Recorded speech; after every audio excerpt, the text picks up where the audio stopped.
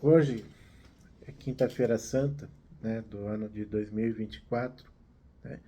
Eu gostaria de contar uma experiência que aconteceu comigo, uma experiência pessoal particular que aconteceu comigo com relação à palavra de Deus, que me emocionou bastante, me deixou muito feliz, né, com uma inspiração que eu tive com relação à palavra de Deus.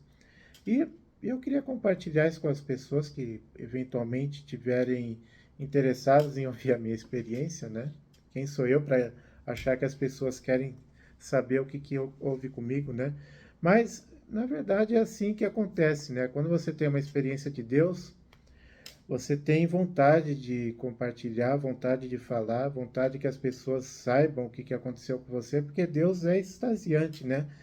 Deus, quando toca na gente, enfim, a gente tem que falar, não no sentido sentimentalista da coisa, porque a experiência que eu tive foi mais intelectual do que sentimental, mas, assim, é mais ou menos como aconteceu, né, com Santa Maria Madalena, quando viu Cristo ressuscitado, precisou sair correndo, contar para os apóstolos, né, para os discípulos, e os discípulos de Emaús, a mesma coisa, né, quando estavam desolados lá, indo para o vilarejo de Emaús, né? De repente, Cristo apareceu para eles, se revelou para eles. A primeira coisa que eles fizeram foi sair correndo, ter que contar para os apóstolos, né? E quando acontece algo parecido conosco, né? A gente quer mais contar para as pessoas, compartilhar, e acho que a gente deve compartilhar, né? Se Deus deu a graça para nós, qualquer graça para nós, e se nós guardamos para nós, não contamos para as outras pessoas, eu acho que essa graça morre, né? Ela tem que ser partilhada, né? E já que Deus me deu essa graça nessa quaresma, né? Eu acho que eu tenho que partilhar. E qual foi a graça? É o seguinte, sempre teve um trecho da Sagrada Escritura que eu tive uma certa dificuldade de entender, né?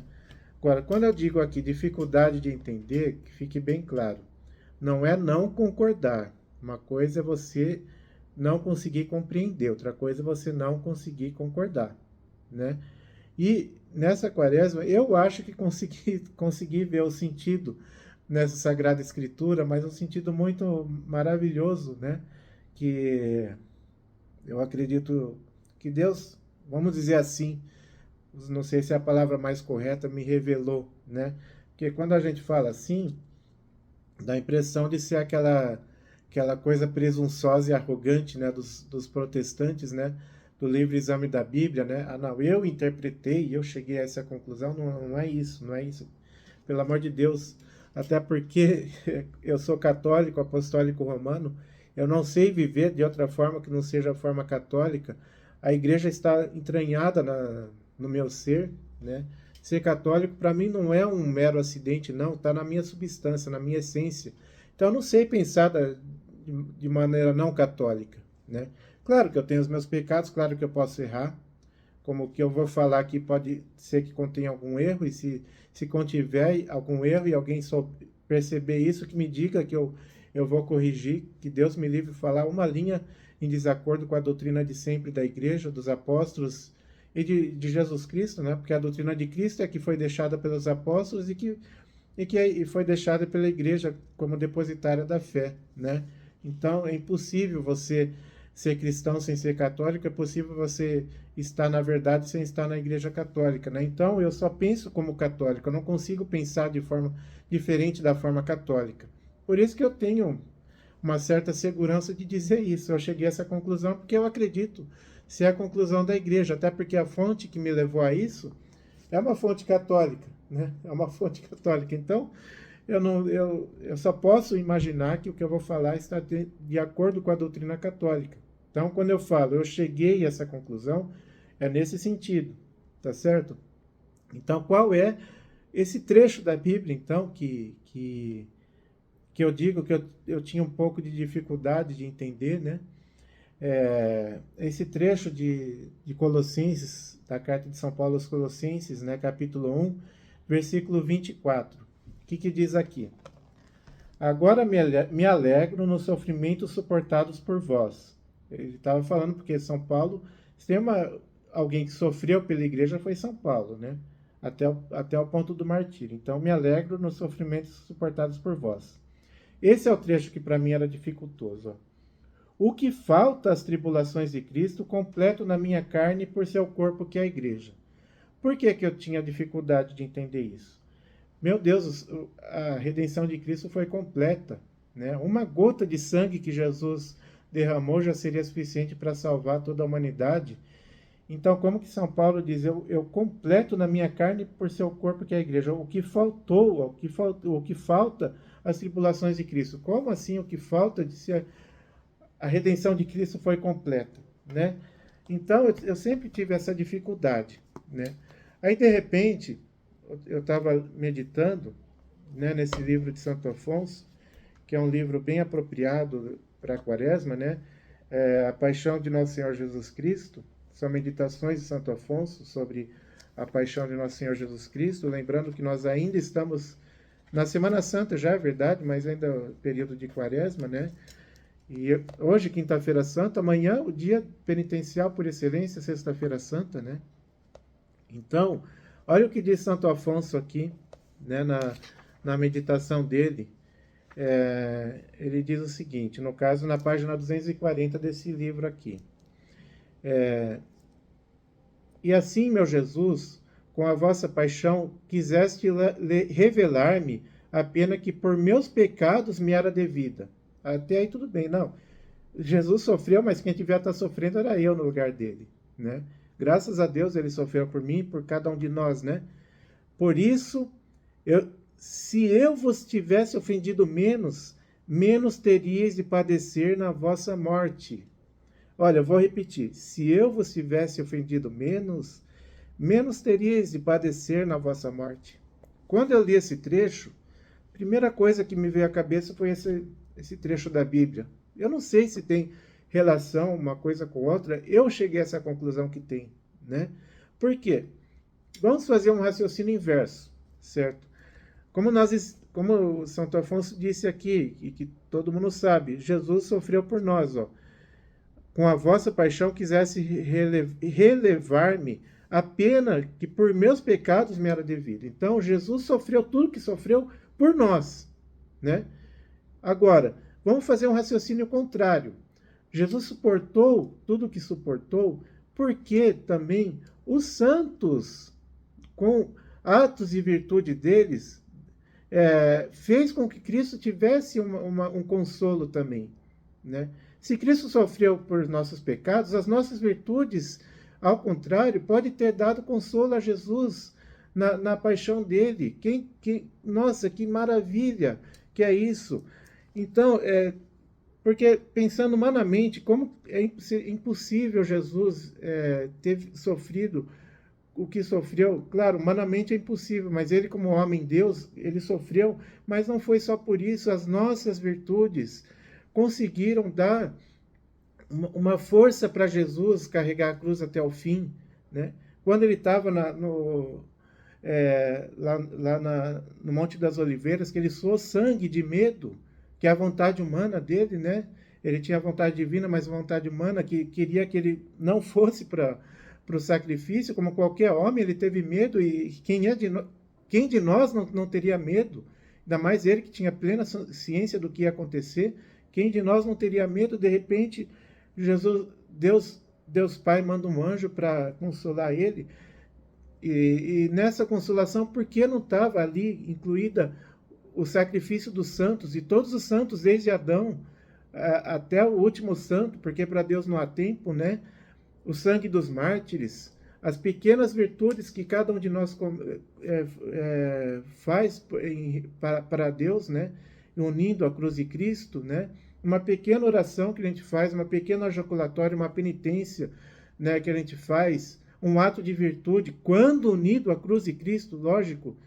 Então, ao contrário, se Jesus sofreu por nossos pecados, provavelmente Jesus também deixou de sofrer o que ele poderia ter sofrido a mais por causa das nossas virtudes. Olha que maravilha é isso. Isso é a comunhão dos santos, isso é fazer parte do corpo místico de Cristo, né?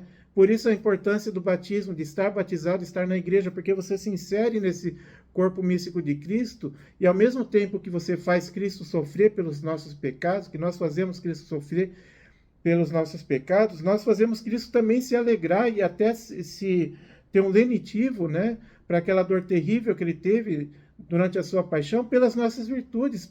Nossa, olha que maravilha, por isso, ó, o que falta às tribulações de Cristo completo na minha carne por ser o corpo que é a igreja, ou seja, como eu faço parte da igreja, eu posso me unir à cruz de Cristo e amenizar um pouquinho que seja essa paixão de Cristo. Olha que por isso que faltou, por isso que faltou isso na paixão de Cristo, porque eu completei na minha carne uma parte que ele teria sofrido se eu não tivesse completado. Olha que maravilha a comunhão dos santos, olha que maravilha estar na igreja, que maravilha ser batizado.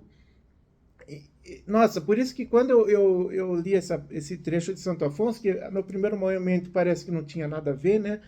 Por isso, se eu vos tivesse ofendido menos, olha Santo Afonso dizendo, se eu vos tivesse ofendido menos terias de padecer na vossa morte.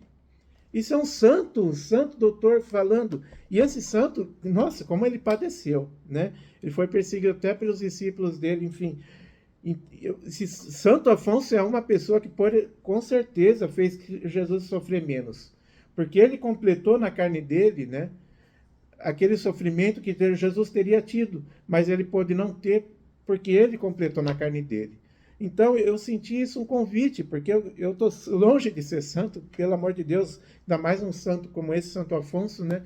Estou longe disso, e isso me deu um ânimo muito grande para tentar completar na minha carne esses sofrimentos, para que Cristo sofra menos. Como eu disse, para Deus não há tempo, né?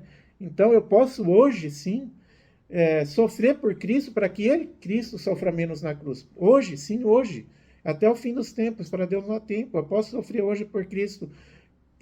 Por isso que eu falo, desde o primeiro santo, desde Adão, que foi santo, trouxe para nós o pecado original, foi paciência, mas depois se penitenciou e é um grande santo no céu, até o último dos santos que vai vir ainda, todos nós podemos amenizar esse sofrimento de nosso Senhor Jesus Cristo. Só que não é só isso. Eu falei primeiro Santo Afonso, porque eu li primeiro Santo Afonso, né? Só que aí depois disso eu já estava extasiado, já estava com um elan enorme com isso de Santo Afonso. De repente, cai nas minhas mãos aqui a revista do Dr. Plínio desse mês, né? Revista de março, revista que fala especialmente da Semana Santa, né? Até que na contracapa, olha que bonito, né? A Verônica enxugando o rosto de Jesus. Aí tem um artigo que veio tudo a ver com isso que eu falei, né? Aqui. Como consolar nosso Redentor, né? Deu tudo a ver, né? Aí, olha o que já diz aqui, ó, vamos dizer assim, no subtítulo, né, que a revista coloca, olha, na paixão, nosso Senhor Jesus Cristo sofreu muito mais pelos pecados e infidelidades da humanidade do que pelas dores físicas que lhe foram infligidas. Sofreu fisicamente horrivelmente, mas sofreu muito mais pelas infidelidades. O sofrimento moral do nosso Senhor Jesus Cristo foi talvez muito maior. Aí, olha o que ele diz aqui, levar uma vida íntegra é um modo de consolá-lo. Olha que maravilha, olha que maravilha. Por isso, se alguém quiser parar de assistir ao vídeo aqui, que eu acho que já foi até aqui um pouco extenso, né? Mas eu acho que eu consegui passar a mensagem que eu estava pretendendo, que eu tinha que compartilhar com as pessoas, essa experiência que eu tive da palavra de Deus, a partir da palavra de um santo, né? A palavra de um santo me levou à palavra de Deus, para ver a comunhão dos santos, como a igreja está unida a Cristo, né? E a palavra de Deus não existe fora da igreja, né? Por isso aquele absurdo, sola escritura, isso é ridículo, né? Então, se alguém quiser pode parar o vídeo aqui, mas eu vou ter que ler esse artigo, não vou poder deixar de ler esse artigo, porque eu tenho que compartilhar com as pessoas também mais esse artigo maravilhoso do Sr. Dr. Plínio, né? Então, vamos começar aqui agora lendo o artigo. Então, em breve estaremos na Semana Santa. Na Quinta-feira Santa se comemora a instituição da Sagrada Eucaristia na Santa Ceia. onde nosso Senhor Jesus Cristo lava os pés dos apóstolos e lhes perdoa, portanto, os pecados. Nesse dia, Judas rompe com o colégio apostólico. O evangelho é muito expressivo. Era noite. João 13:30, né? Noite em que nosso Senhor começa sua paixão com agonia no horto. Daí toda a sequência de acontecimentos, ao mesmo tempo sublimes e dramáticos, que a piedade católica se compraz em reconsiderar todos os anos. Então, mais um subtítulo. O Redentor sofreu mais na alma do que no corpo.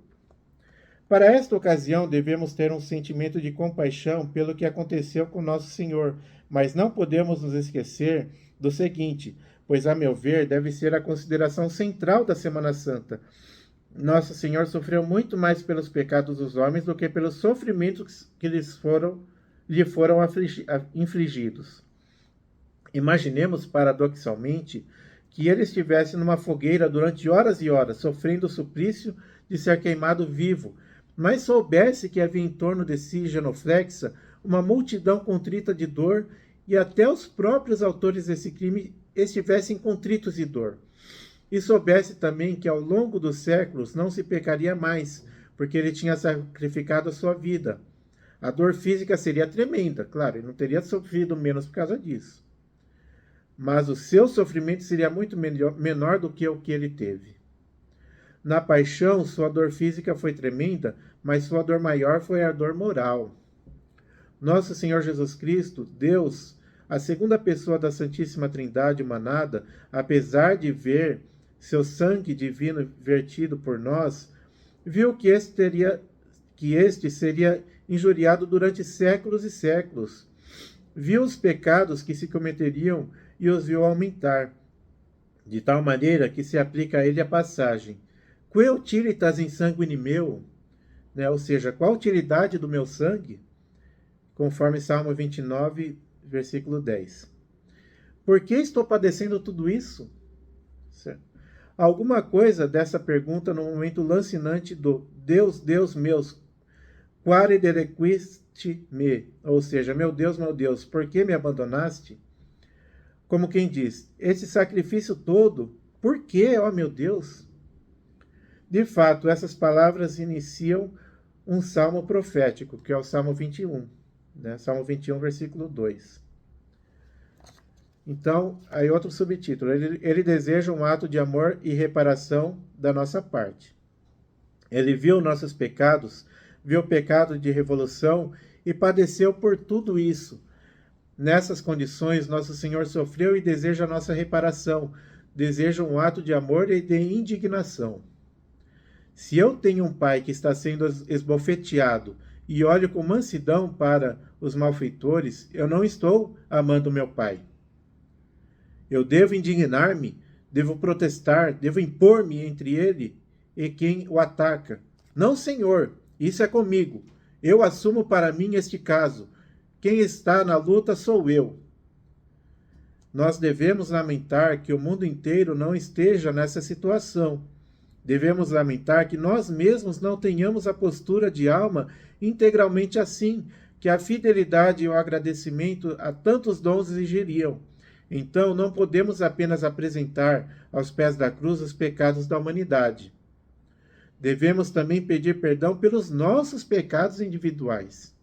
Lembrando que Jesus morreu por toda a humanidade, é verdade, mas morreu individualmente por cada um de nós. Nós temos que ter isso em consideração, né? Aí tem outro subtítulo: havendo almas interiores e puras, a terra seria renovada. Ao mesmo tempo, devemos apresentar o sangue de Cristo e as lágrimas de Maria ao Pai Eterno, como modo de agradecer o benefício inestimável de fazermos parte dos poucos que disseram sim. Um sim mais forte ou menos forte, mais puro ou menos puro, mais durável e cheio de entusiasmo, ou como de Nicodemos, mas enfim, disseram sim. Coloquemo-nos aos pés da imagem de Nosso Senhor flagelado para rezar, para pedir, para suplicar por intercessão de Sua Mãe Santíssima, que perdoe os nossos pecados e faça de nós aqueles homens de Deus contra quem nenhum adversário resiste, Se houvesse na terra muitos homens de Deus, muitas almas interiores, que sacrificassem tudo para serem puras, para não pecar de respeito humano, de orgulho, de vaidade, de comparações, de rivalidades, se os tivéssemos em grande número, a face da terra se renovaria. Peçamos para ser desses homens. Mais um subtítulo: renunciar aos defeitos ou ser um palhaço aos próprios olhos. Há um pensamento que a mim sempre me fez muito bem. Ou se renuncia ao amor próprio, à impureza e às suas sequelas, ou se é palhaço, e palhaço aos próprios olhos. Estou proferindo essas palavras. Ora, elas só conseguirão fazer algum bem na medida em que eu for um homem puro, sem amor próprio. Ao término do dia, quando for para minha casa, e ao final começar a descansar, devo examinar e se pronunciei essas palavras com o coração reto. Se tenho consciência de ter combatido a impureza e o orgulho, eu posso deitar o meu corpo exausto e dizer: Senhor, quando o cansaço se evolar do meu corpo pelo repouso, será como um sacrifício que sobe a vós. Querei recebê-lo em odor de suavidade diante de vós. Maria Santíssima, intermediária de todos os homens junto a Deus, dai ao meu sacrifício o que ele não tem, para que Deus o tenha por agradável. Cerro os olhos e durmo tranquilamente. Se não for isso, o que eu fiz? Renunciei a quantas comodidades, a quantos prazeres, a quantas vantagens na vida, mas não fiz apostolado. Levei uma vida dura e difícil, mas fui vaidoso, orgulhoso e no fim do meu dia gastei o tempo que Deus me deu fazendo uma comédia de apostolado. O que eu fui? Um palhaço, né? Aí eu lembro aqui, claro que o Dr. Plínio não cita aqui, mas eu lembro de um livro que o Dr. Plínio leu e recomendava grandemente, né? Chamado A Alma de Todo Apostolado, né? Que fala mais ou menos isso, né? Como é que eu vou fazer apostolado se eu não tiver vida interior, né? Se eu não tiver virtude? Eu posso falar os melhores sermões, pregar a melhor doutrina, mas se eu não tiver virtude não vai adiantar nada. Ou, como disse o Dr. Plínio aqui, vou ser um palhaço, né? Então, continuando aqui, mais um último subtítulo: não basta ter os passos no caminho certo. Então, tomemos bem isso em consideração. É terrível a nossa situação. Recebemos uma opção admirável. Pusemos nossos passos ao longo do caminho certo, mas nesse caminho certo temos que levar a mente e o coração acertados. Peçamos isso a Nossa Senhora, preparando-nos assim para a Semana Santa, com essa jaculatória que se reza no começo de todas as estações da Via Sacra. Adoramos Te Christe et benedictimus tibi, quia per sanctam crucem tuam redemissis mundum. Nós os adoramos a Cristo e vos bendizemos, porque por vossa santa cruz remistes o mundo. Eu acrescento: Nossa Senhora das Lágrimas, Nossa Senhora das Dores, rogai por nós. Entremos, pois, como ardor na Semana Santa. Isso é extraído da conferência de 26 de março de 1986. Então é isso, vamos viver bem a nossa Páscoa, né? Como eu disse, estou gravando aqui na Quinta-feira Santa, amanhã, Sexta-feira Santa, depois a Santa Páscoa, né? Não sei quem quiser assistir esse vídeo, não sei quando vai assistir, pode ser que assista lá no meio do tempo pascal, tudo bem. A Páscoa é um período grande, a Páscoa não é um dia, né? A Páscoa é um período de 50 dias até Pentecostes, né? E mais intensamente de 8 dias na oitava da Páscoa, então é uma comemoração esplêndida da igreja, que não poderia ser diferente, né? Então eu espero que essa humilde mensagem, né, que eu deixo, né, que fique, né, que alguém possa aproveitar, que a gente possa realmente agradecer a cruz de Cristo, sendo cada vez melhores, né, para que nós, com as nossas virtudes, nossos pequenos atos de virtudes, ou grandes, quem sabe, por que não? Porque nós não podemos nos tornar grandes santos, né? Se outras pessoas conseguiram se tornar santos enormes, fantásticos, por que não nós, né? Então que as nossas virtudes possam amenizar a cruz de nosso Senhor Jesus Cristo, certo? Se nós temos que agradecer a Cristo por Ele ter padecido por nós a cruz, tenho certeza que Ele vai nos agradecer também por esse lenitivo que nós podemos dar a Ele, né? Sofrendo um pouco no lugar dele, né? Que Ele sofreu por nós, que nós podemos pelo menos amenizar um pouco esse sofrimento que Ele sofreu no nosso lugar, né? Então é isso. Louvado seja nosso Senhor Jesus Cristo, para sempre seja louvado.